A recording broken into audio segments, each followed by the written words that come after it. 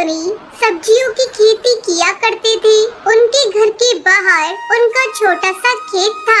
इस बार तो आपने बहुत सारी अलग अलग सब्जियां लगाई हैं। हाँ टुनटुनी, इस बार मैंने पहली बार कद्दू की सब्जी लगाई है। जब सारी सब्जियां आ जाएंगी तो हमें अच्छा खासा मुनाफा होगा। हाँ, लेकिन पहले हमें इन पौधों का अच्छे से ख्याल रखना होगा। हाँ, वो तो रखेंगे ही। मैं और आप कोशिश करते रहेंगे। टुनटुनी और बंटी कबूतर मिलकर अपनी सब्जियों के खेतों का बहुत अच्छे से ख्याल रखते थे।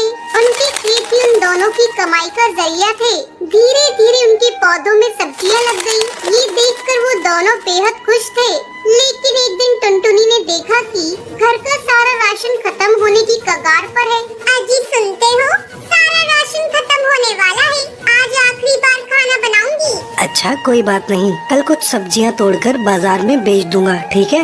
उस रात टुनटुनी और बंटी कबूतर सो गए। तभी तेज बारिश शुरू हो गई। बारिश के साथ तेज आंधी भी शुरू हो जाती है। मौसम अपना कहर बरसा रहा था। तभी एक बिजली की आवाज सुनकर टुनटुनी की नींद खुल गई। उसने बरसात की आवाज सुनी और अपने पति को उठाने लगी। अजी उठिए, उठिए, बाहर आंधी तूफान आया है। क्या?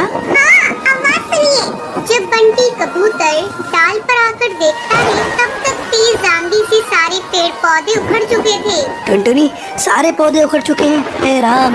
आप पहले अंदर आइए। बंटी कबूतर घर के अंदर आया और उसने दरवाजा बंद कर दिया।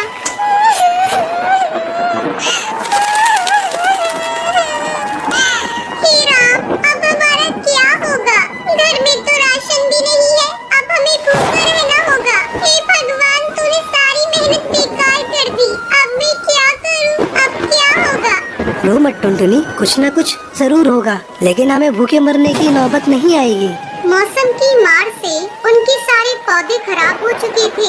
ये सोचकर वो दोनों परेशान थे और सुबह हुई और मौसम का कहर रुक गया। आंधियां बंद हो गईं। फिर टुनटुनी और बंटी कबूतर अपने खेत में आए। यहाँ तो सब कुछ तितर बितर हो चुका है, सिवाय इस कद्दू के। तभी उनकी नजरों के सामने एक बड़ा सा कद्दू चमक रहा था। मैं सोच रही हूँ, इसे बेचकर ज्यादा पैसे तो नहीं मिलेंगे। क्यों ना हम इसे घर में ही रखें? कम से कम इसकी सब्जी बनाकर कुछ रोज हम दोनों का पेट तो भर सकता है। हाँ, तुम सही कह रही हो टुनटुनी, चलो इसे अंदर ले चलते हैं। बंटी कबूतर ने उस बड़े से कद्दू को उठा लिया और दोनों घर के अंदर चली गई। बंटी कबूतर ने कद्दू को रसोई में रख दिया। मुझे चाकू देना टुनटुनी। टुनटुनी ने बंटी कबूतर को चाकू दिया और जैसे ही बंटी कबूतर ने उस बड़े से कद्दू को चीरा तो उसमें से चिड़िया के बच्चे की रोने की आवाज आने लगी। ये क्या? आप आराम से चीरिए।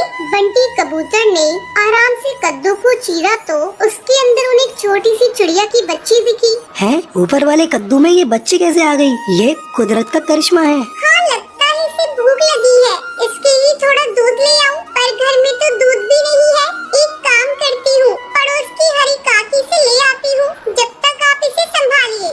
टुनटुनी दूध लेने पड़ोसन के घर चली गई और यहाँ बंटी कबूतर चिड़िया के बच्चे को देखने लगा।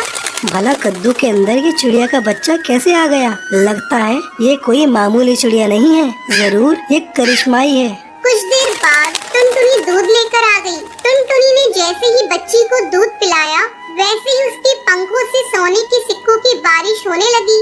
सोने के सिक्के देखकर बंटी कबूतर और टुनटुनी दोनों हैरानी में पड़ गए। कहीं ये ख्वाब तो नहीं? नहीं, ये सब हकीकत है। ये चिड़िया कोई आम चिड़िया नहीं है, ये जरूर कोई जादुई चिड़िया है। अब हमें क्या करना चाहिए? हमें इसका अच्छे से ख्याल रखना चाहिए। जब तक इसके माता पिता नहीं मिल जाते, अब तक हम गरीब थे, लेकिन इतने सारे सोने से हम अमीर बन गए हैं। तो अब हमें गरीब पक्षियों की मदद करनी चाहिए। आप बिल्कुल सही कह रहे हैं। गरीबी की तकलीफ क्या है वो हमें ही पता है। टुनटुनी और बंटी कबूतर ने उस चिड़िया का बहुत अच्छे से ख्याल रखा और सोना बेचकर मिले हुए पैसों से दोनों ने गरीब पक्षियों की मदद करना शुरू कर दिया। वो दोनों रोज जंगल के गरीब पक्षियों को खाना बांटा करते थे। ऊपर वाला तुम्हें हमेशा बरकत दे। शुक्रिया कालू कौवे, शुक्रिया। टुनटुनी और बंटी कबूतर गरीब पक्षियों की मदद करके अपना जीवन खुशी खुशी बिताने लगते हैं।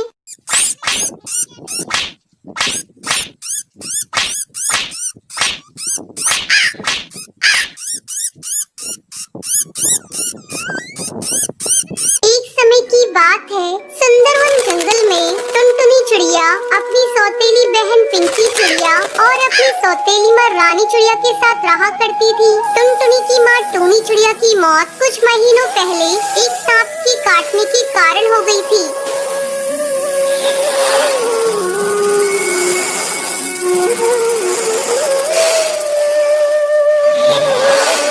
बंटी कबूतर एक विधवा चिड़िया से शादी कर लेता है। पिंकी चिड़िया उसी की बेटी थी। पिंकी चिड़िया टुनटुनी पर बहुत अत्याचार करती थी। एक दिन टुनटुनी खाना पका रही थी, तभी पिंकी वहाँ आती है और टुनटुनी से कहती है, मैंने तुझसे चाय मांगी थी, तूने अभी तक मुझे चाय नहीं दी। दीदी ये देखो, मैं चाय ही बना रही हूँ। जैसे ही चाय उबल जाएगी मैं आपको लाकर देती हूँ। थोड़ी देर बाद टुनटुनी चाय लाकर पिंकी को देती है। चाय पीते ही पिंकी टुनटुनी पर चिल्लाने लगती है, ये तूने चाय कैसी बनाई है? इसमें तो चीनी बिल्कुल नहीं है, ले इसे तू ही पी ले। इतना कहकर वो उस चाय के प्याले को फेंक देती है। पिंकी चिड़िया का गुस्सा देखकर टुनटुनी रोने लगती है।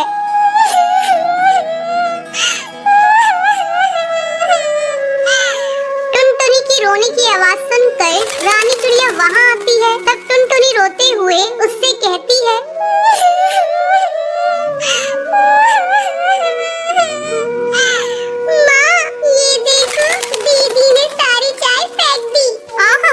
टुनटुनी तू मेरी बेटी की शिकायत मुझसे मत किया कर। चल अब चलकर सफाई कर। टुनटुनी को पूरा घोंसला साफ करना पड़ता है। दिन भर काम करने के बाद टुनटुनी रात को अपने घोंसले में जाती है और अपनी माँ की तस्वीर के सामने फूट फूट कर रोने लगती है।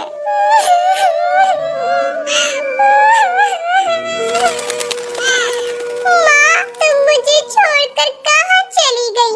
पिंकी चिड़िया मुझे बहुत सताती है। पापा भी अब मुझसे पहले की तरह प्यार नहीं करते। वो रोते रोते सो जाती है। अगले दिन पिंकी चिड़िया स्कूल जाने के लिए तैयार हो रही थी।